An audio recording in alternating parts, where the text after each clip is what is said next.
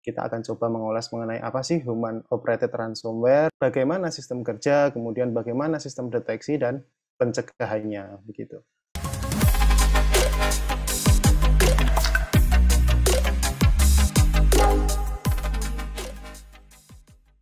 Assalamualaikum warahmatullahi wabarakatuh.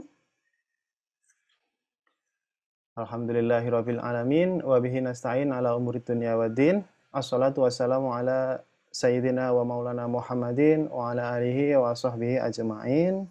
Rabbi israh li sadri wa yassir li amri wahlul 'uqdatam min lisani yafqahu qawli, amma ba'du. Selamat pagi dan semangat pagi Bapak Ibu dan sahabat-sahabat BSI sekalian. Alhamdulillah pagi hari ini kita masih diberikan kesehatan, kesempatan untuk bisa berkumpul bersama di event mingguan kita, event Tech Talk Badan Sistem Informasi Universitas Islam Indonesia. Pada pagi hari ini, alhamdulillah saya diberi kesempatan untuk berbincang dengan rekan sekalian. Di sini saya akan coba mengangkat mengenai topik, yakni Understanding Human Operated Ransomware and How Protect Against Them. Jadi, kita akan coba mengulas mengenai apa sih Human Operated Ransomware, kemudian bagaimana sistem kerja, kemudian bagaimana sistem deteksi dan pencegahannya, begitu. Namun sebelumnya, mohon izin untuk memperkenalkan diri terlebih dahulu. Perkenalkan, nama saya Friendy Yusroni Ramadona, biasa dipanggil Friendy. Salam kenal untuk rekan-rekan sekalian yang mungkin belum pernah bertemu ya. Saat ini saya di posisi Network Engineer di Badan Sistem Informasi Universitas Islam Indonesia.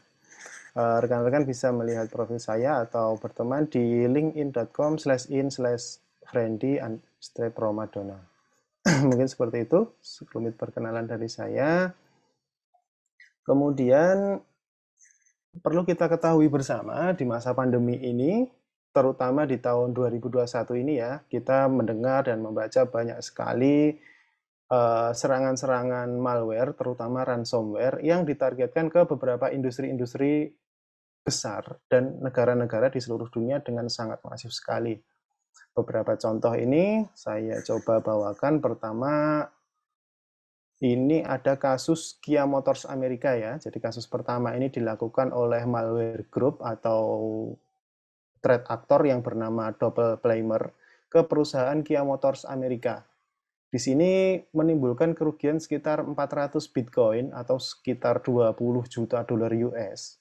Tentu dengan ancaman jika dalam 3 minggu tidak dibayar, maka denda akan dinaikkan ke 600 Bitcoin atau sekitar 35 juta dolar Amerika.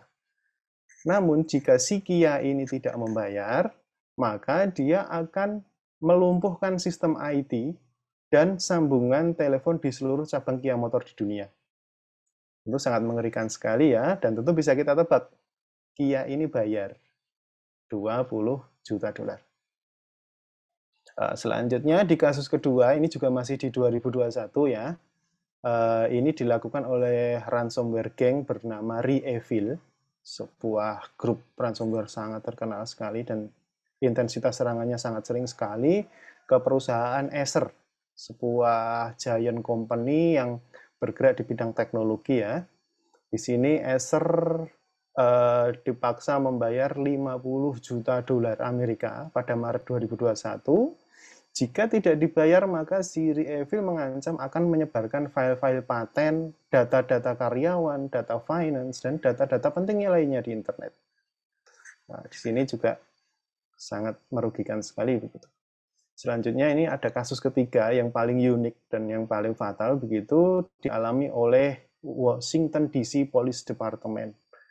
Departemen Kepolisian di Washington DC, Amerika Serikat. Ini dilakukan oleh Babuk Group namanya, jadi ransomware group asal Rusia. Di sini si Babuk Group ini meminta tebusan senilai 4 juta dolar. Lalu jika tidak dibayar, maka si threat actor ini akan menyebarkan informasi terkait karyawan kepolisian, kemudian data-data kriminal, kemudian ada data-data finance di seluruh Washington DC. Gitu. Jadi sekelas pengawal cyber gitu, cyber police sendiri juga kena dan sangat fatal begitu. Selanjutnya yang tidak kalah fatal, yakni ada GBS. Perusahaan GBS ini adalah perusahaan supplier daging terbesar di dunia yang cakupannya ialah multinasional. Di sini GBS terkena serangan malware dan sempat lumpuh beberapa lama, hampir mendekati 1 bulanan begitu untuk melakukan recovery serangan. Dan akibatnya apa? Akibatnya suplai daging ke seluruh dunia ini terhambat dan merugi sangat besar sekali begitu. Terakhir ada CD Projekt Red. CD Projekt Red, jadi rekan-rekan jika suka game dan pernah main game Cyberpunk atau The Witcher, di bulan Februari kemarin si CD Projekt Red ini terkena serangan ransomware yang dilakukan oleh Re-Evil menggunakan metode supply chain attack. Jadi si Re-Evil ini pertama melakukan SQL injection, kemudian dia memasukkan malicious code ke server game Cyberpunk ini, kemudian dia di auto spreading ke klien-klien yang terkoneksi ke server ini. Mulai dari start sampai execution itu sudah lebih dari 15.000 klien site yang terkena serangan. Tentu sangat fatal sekali ya. Sampai diketahui terkena serangan itu sudah menginfeksi lebih dari 15.000 klien. Jadi dari beberapa contoh case di tahun 2021 ini dapat kita lihat bahwa serangan ransomware sendiri cenderung sangat berbahaya dan sangat merugikan sekali seperti itu. Kemudian di saat pandemi COVID ini, serangan ransomware terjadi sangat masif sekali dan menimbulkan berbagai banyak persoalan ya. Jadi ransomware sendiri selama pandemi naik 500%. Dari mulai tahun 2020 sampai 2021, kemudian rata-rata cyber criminal organization itu berpindah dari advanced threat persistent attack, jadi melakukan serangan-serangan yang terstruktur, menjadi berpindah ke ransomware. Karena mungkin dipandang dari segi ekonomi lebih menjanjikan ya, daripada kita hanya melakukan defacing, bug hunting, dan lain sebagainya.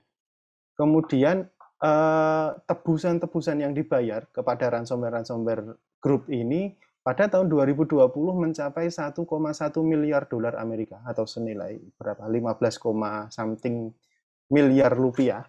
Dan di tahun 2021 itu sudah mencapai 2 miliar US dollar atau hampir 30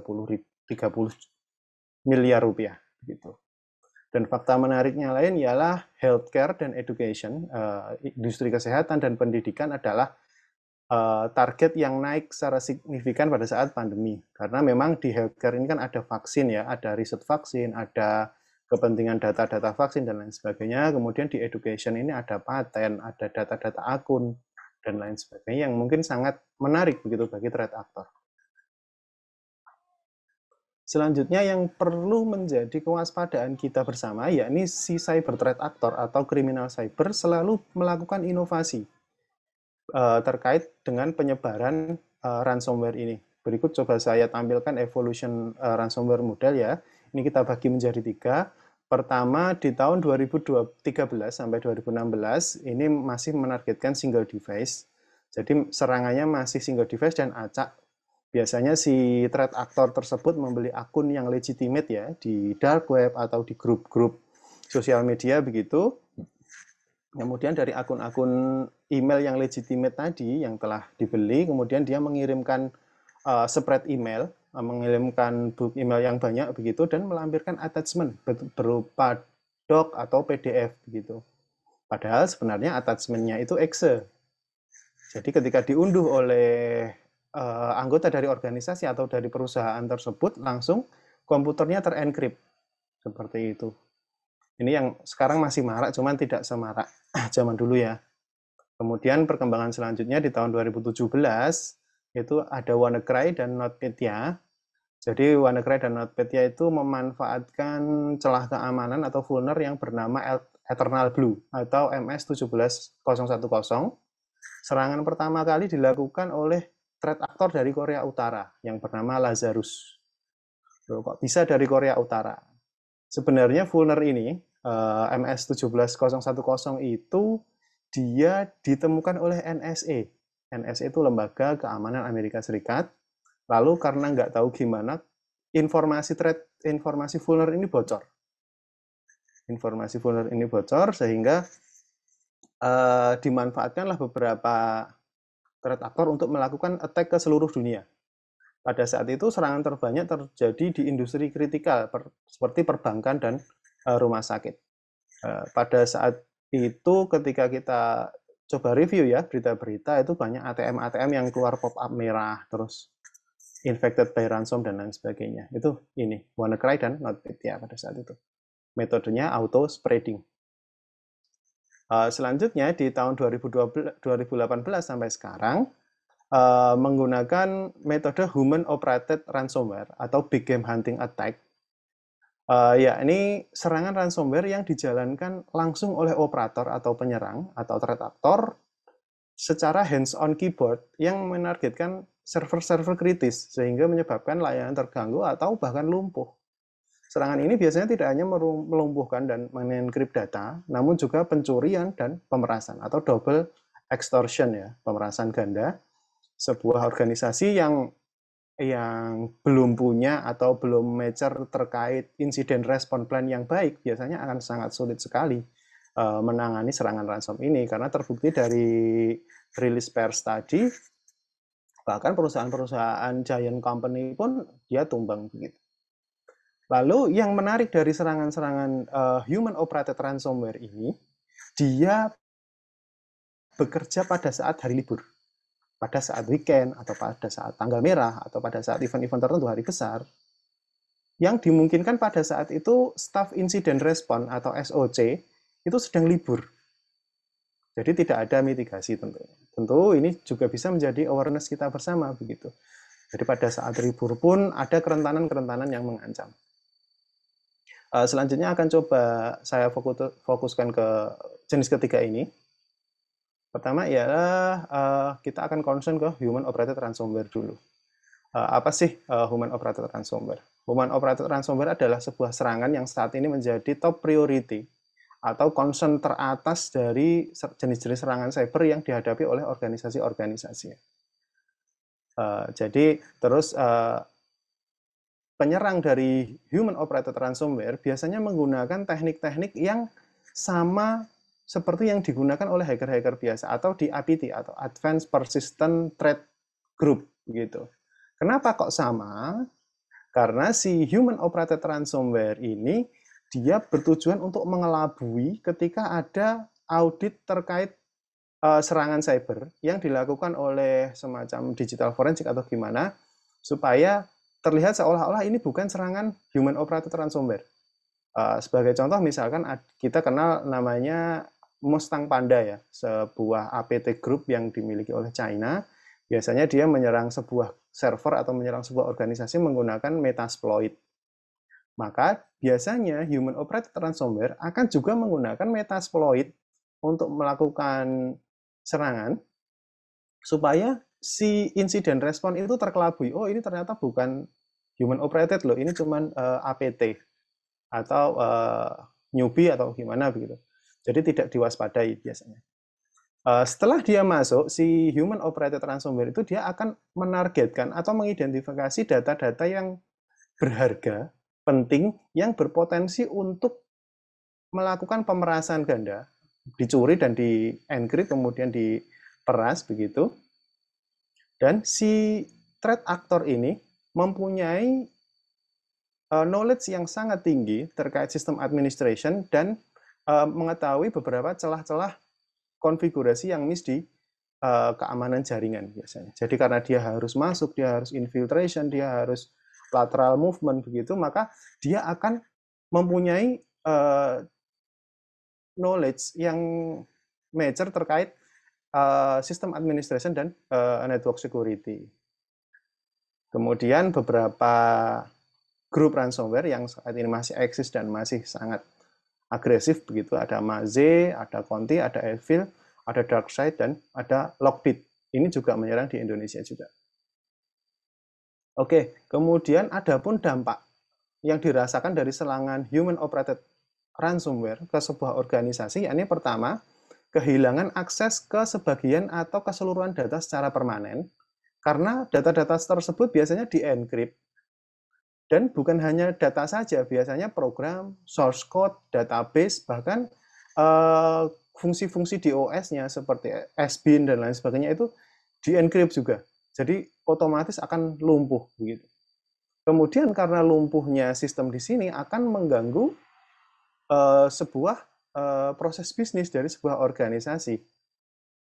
Karena layanannya tentu tidak bisa digunakan ya. Kemudian dampak yang selanjutnya yakni financial loss atau kehilangan kerugian finansial begitu. Karena si organisasi yang terkena serangan dia harus melakukan recovery, dia harus membayar tim insiden respon, kemudian dia harus masih membayar karyawannya, dia harus mengeluarkan bahkan ketika bad skenario ya, dia harus membayar ke ransom dan lain sebagainya, maka dia akan mengalami kerugian yang sangat tinggi.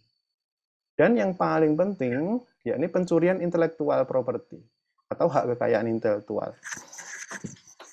Di sini tentu saja karena posisi kita, Universitas Indonesia ini, Islam Indonesia ini ada di lingkungan kampus gitu ya, kita tentu juga harus aware begitu karena ada hasil riset, ada hasil paten, ada hasil produk akademik tentu yang sangat penting dan harus sangat terlindung begitu. Di sini coba saya tampilkan beberapa grup cyberkriminal yang melakukan serangan cyber di Indonesia dengan mode ransomware attack. Pertama ada DarkSide. DarkSide itu biasanya menargetkan financial institution ya, seperti bank dan lain sebagainya. Kemudian ada keunikan yang lain, yakni ada double paymer, re-evil, dan marketer. Dia rata-rata menargetkan ke agriculture. Kemudian ada PISA, PYSA, itu biasanya menargetkan di industri kreatif. Kemudian ada Coming Project, sebuah grup ransomware bernama Coming Project yang menargetkan education. Kalau rekan-rekan sempat dengar, kemarin ada sebuah kampus besar ya di Indonesia, begitu, masuk dalam top 10 yang kena ini, dan akhirnya lumpuh beberapa saat. Nah, ini tersangkanya Coming Project. Ya. Kemudian ada egregor yang dia juga pernah menyerang sebuah holding company besar di Indonesia. Kemudian ada ransom XXX yang kemarin juga kena oil dan gas. Mungkin rekan-rekan tahu ini siapa oil dan gasnya. Kemudian ada Conti, ada Lockbit, dan ada Everton. Masing-masing menyerang ini. Ada oil dan gas, food and beverage, kemudian transportation, financial, dan insurance. Begitu. Oke, lalu seberapa cepat ransomware ini bekerja untuk merusak dan mengenkripsi sebuah target gitu. Pertama, secara global tentu bergantung pada TTP yang digunakan atau teknik dan taktik prosedur yang digunakan serta level defense dari sebuah organisasi itu. Apakah si organisasi itu punya IPS yang terkonfig dengan baik, kemudian punya firewall yang terkonfig dengan baik, atau punya UTM, dan apakah mempunyai incident response plan dan incident awareness yang baik ya. Lalu secara summary dapat kita lihat pada contoh berikut, ini menurut Komodo, jika endpoint PC atau laptop atau endpoint itu tidak terlindungi oleh antivirus maupun defender, maka dia bisa diserang dan terencrypt dari mulai masuk sampai ngencrypt itu cuma 3 detik. Lalu si Ryuk ini sebuah grup ransomware juga, dia pernah disimulasikan oleh ransomware lab ya, bahwa Ryuk itu mulai dari start sampai encrypting itu dia membutuhkan waktu 2 jam. Ini yang di labnya itu dia pakai Windows Server, kemudian dia ada something Active Directory, kemudian ada Exchange Server dan lain sebagainya. Dia masuk, dia sampai collect information itu sampai selesai, sampai privilege escalation itu 2 jam. Kemudian ada netwalker. Netwalker itu yang masuk ke biasanya ke environment Linux, itu dia masuk dalam 1 jam. Dia bisa membypass dan lain sebagainya dalam waktu 1 jam. Dan yang paling menarik lagi, menurut Sophos Security, si netwalker ini, dia bisa masuk ke environment yang facing on internet ya. Biasanya ada VPN, kemudian ada ESXi, VMware, dan lain sebagainya yang ada IP public. Dia masuk, kemudian mengenkripsi seluruh VM, kemudian mengenkripsi master VM-nya, itu dalam waktu 3 jam. Jadi seluruh VM-nya lumpuh, Kemudian VMware-nya juga lumpuh itu dalam 3 jam. Sangat cepat sekali ya. Padahal ini sudah ada antivirus dan firewall-nya. Oke, di sini saya coba explain secara singkat aja taktik, teknik, dan prosedurnya atau TTPS-nya. Ini beberapa yang coba saya rangkum. Pertama, ada initial access. Initial access ini adalah percobaan pertama bagaimana dia bisa masuk. Pertama, dia akan melakukan spare phishing. Biasanya menggunakan banking trojan ya, seperti Emotet, Trackball, Bazat, Ice ID, dan Kakboot. Atau dia bisa mengexploit vulnerability di mesin-mesin yang facing ke internet, seperti ESXi, VPN, dan Microsoft Exchange, mail server begitu.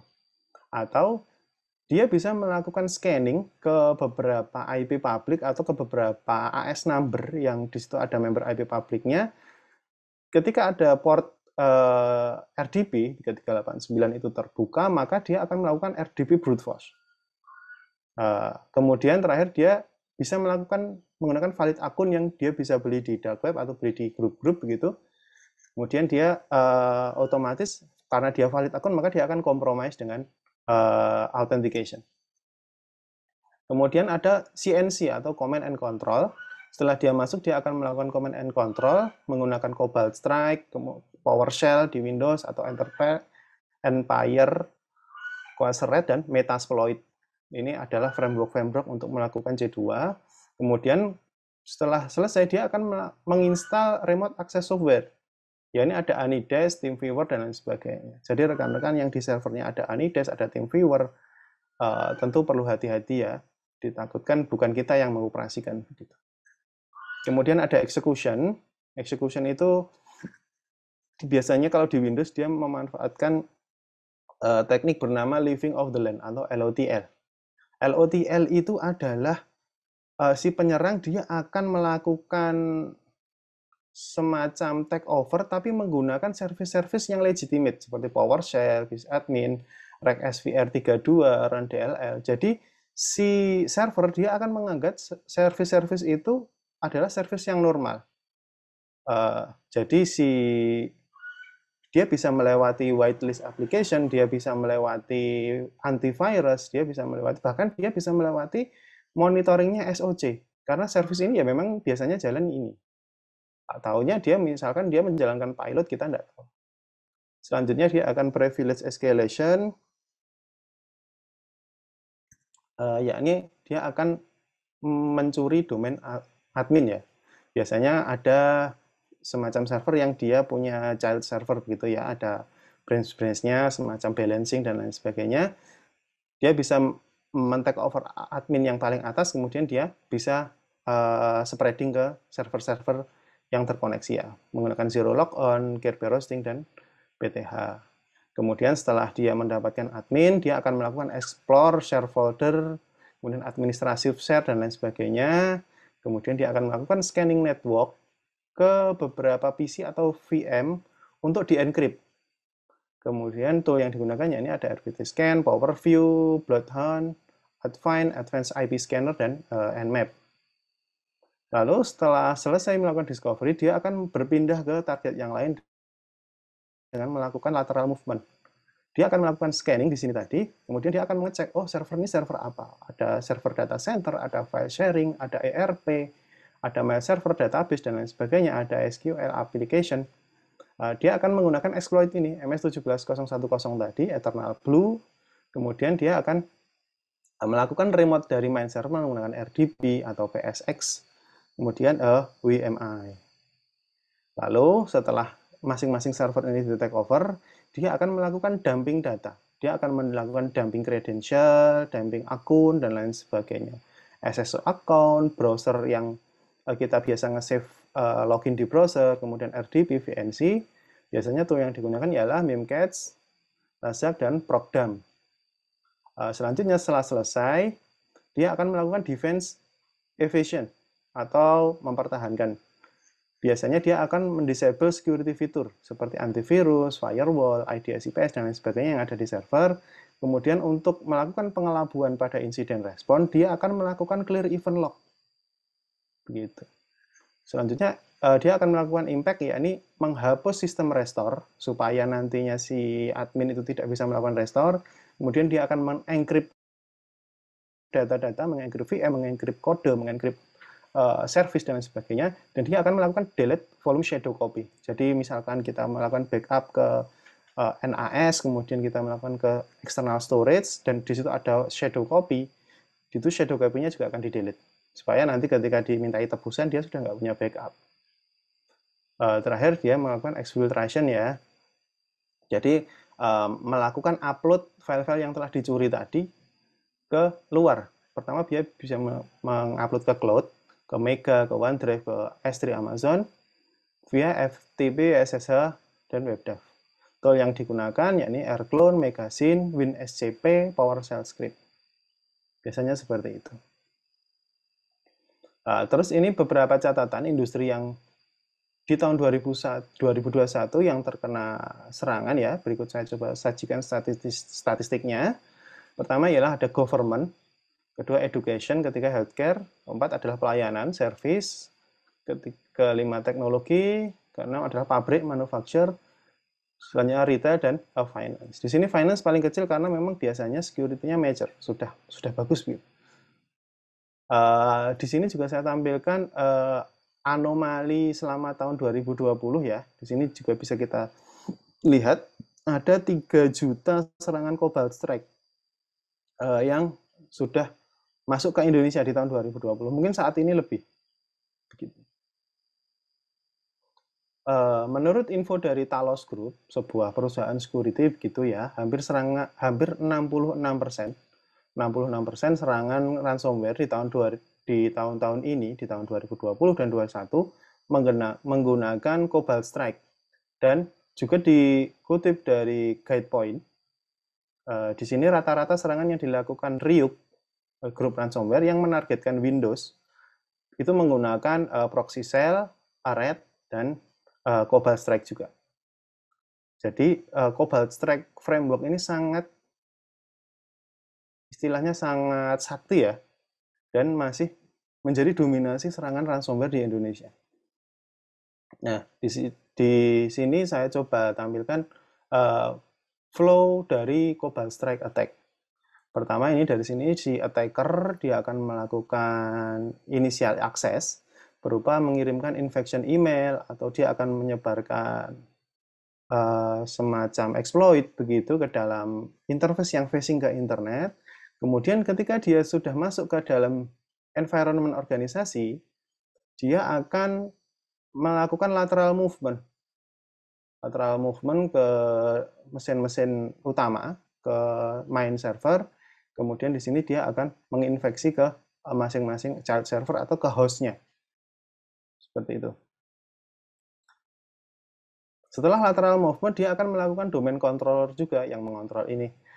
Kemudian, si threat actor akan menyebarkan ransomware dan melakukan pencurian data, enkripsi, dan takeover environment. Terakhir, si penyerang juga akan membuat persistent mechanism di sini untuk selalu terhubung dengan CNC-nya. Biasanya di sini menggunakan netmap, kalau di Linux ya, terus di SCP.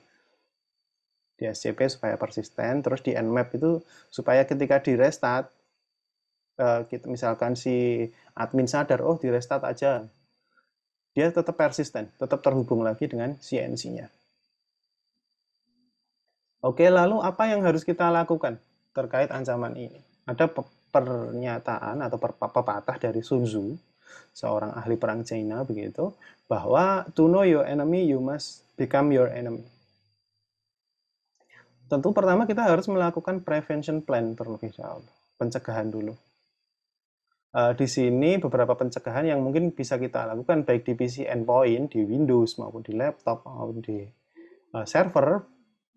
Yakni pertama selalu pastikan komputer kita mendapatkan patch yang terbaru dan pembaruan terbaru. Kemudian jangan lupa selalu melakukan scanning komputer atau server menggunakan antivirus dan UTM dengan melakukan pembaruan terbaru, terus waspada pada setiap link yang diterima, baik itu dari akun legitimate maupun akun fake begitu ya.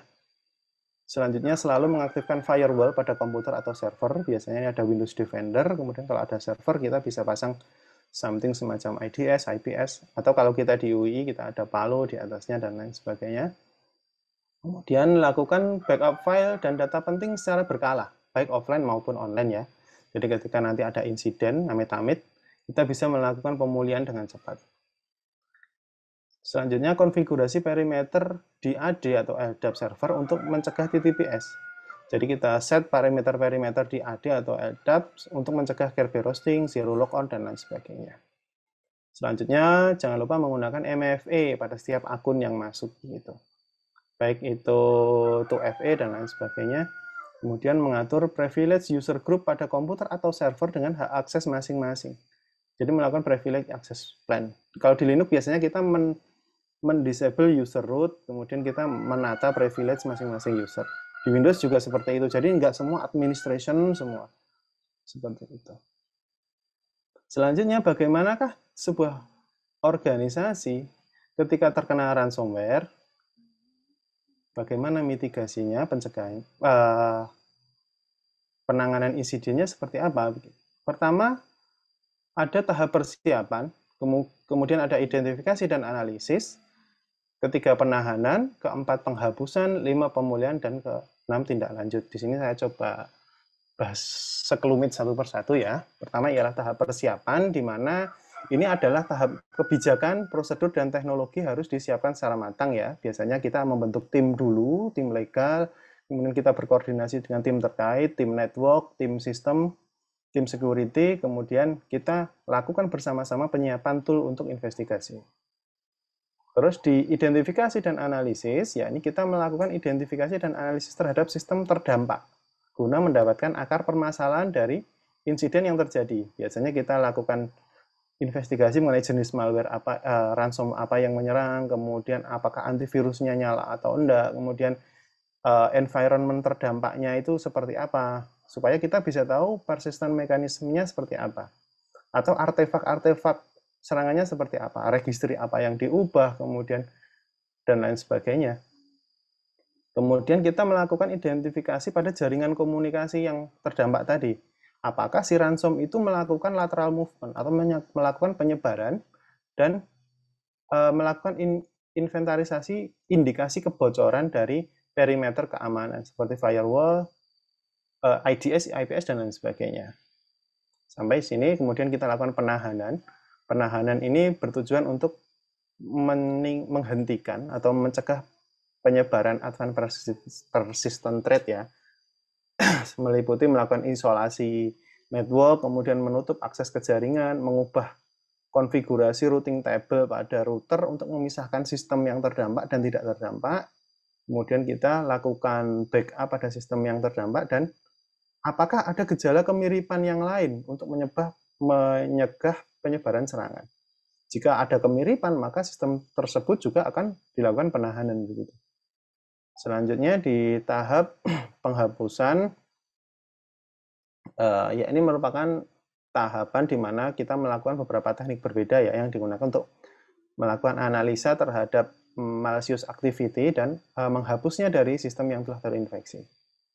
Jadi kita hapus misalkan servernya Windows ya kita menggunakan mekanisme penghapusannya Windows, kalau servernya Linux kita pakai mekanismenya Linux.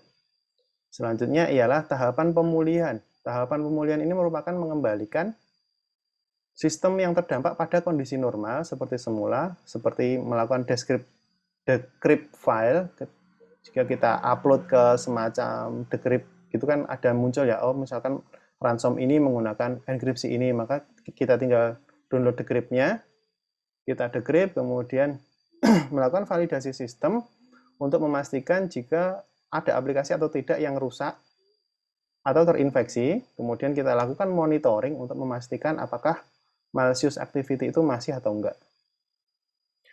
Tahap ke-6, tahap terakhir ialah tindak lanjut. Biasanya tahap ini adalah tahap dokumentasi. Jadi kegiatan-kegiatan yang telah kita lakukan dari awal tadi sampai pemulihan, kita catat semua sebagai referensi untuk masa mendatang. Mungkin sekian yang dapat saya sampaikan. Semoga kita semua terhindar dari bahaya serangan human operated ransomware ini. Dan jika dari Bapak Ibu dan rekan sahabat BSI ada yang ingin bertanya dan memberikan masukan, saya persilahkan, saya kembalikan ke moderator. Terima kasih.